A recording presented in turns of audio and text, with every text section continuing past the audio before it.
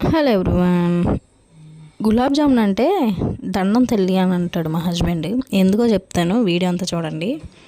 And ఇక్కడైతే gulab జామున్ది mix చేసి ఆ రౌండ్ బాల్తో అయితే ఆడుకుంటా ఉన్నాను. ఇంక ఇక్కడైతే స్టార్ట్ చేస్తాను అనమాట ప్రాసెస్. యాక్చువల్గా సతీష్కి గులాబ్ జామున్ క్రేవింగ్స్ పుట్టినాయి అనమాట.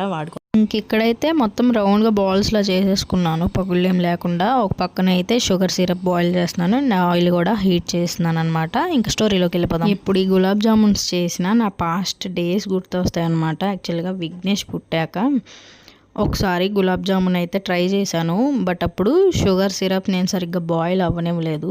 సో గులాబ్ జామున్స్ అయితే నీట్గా చేశాను.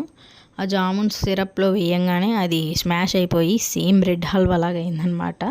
తినే అంత డేర్ చేయలేదు యాక్చువల్గా. ఇంకప్పుడు అప్పటి నుంచి ఒక 1 ఇయర్ దాని జోలి వెళ్ళలేదనమాట. అండ్ ఆ తర్వాత బర్త్డే పార్టీస్కి, ఫెస్టివల్స్కి, వాటికి వీటికి రిలేటివ్స్, చుట్టుపక్కల వాళ్ళు ఈ గులాబ్ జామున్స్ని పంచుతూ ఉన్నారనమాట. వీళ్ళు ఎట్లా చేస్తున్నారో ఏమో మనకైతే తెలియదు, కానీ అంటే అడగాలంటే సిగ్గు కదా. సో యూట్యూబ్లో ఉందిగా, దానిలో చూసేసి ఫ్లూయెంట్గా నేర్చుకొని చేశాను. అసలు ఇంకప్పుడు మా హస్బెండ్కి చెప్పలేదు, చెప్పి చేస్తే ఫట్ అవుతుందని చెప్పకుండా చేశాను. అప్పుడైతే హిట్ అయిందనమాట. ఇంకా మా హస్బెండ్కి వేసిస్తే తిన్నారు, ఓకే యావరేజ్గా ఉందని అన్నారనమాట. ఇంకా అప్పటి నుంచి అలవాటైపోయింది. ఇంకా మా పిల్లలు అడిగినప్పుడల్లా చేసిస్తూ ఉంటానన్నమాట. ఇంకా అండ్ పాకం అనేది షుగర్తో ప్రిపేర్ చేస్తున్నాం కాబట్టి కొద్దిగా హెల్త్కి ఏమన్నా తేడా ఇద్దేమో. ఒకసారి బెల్లంతో ట్రై చేయాలి. అండ్ మేమైతే గులాబ్ జామున్ ఎంజాయ్ చేస్తున్నాము. ఈ షార్ట్ అయితే బాయ్.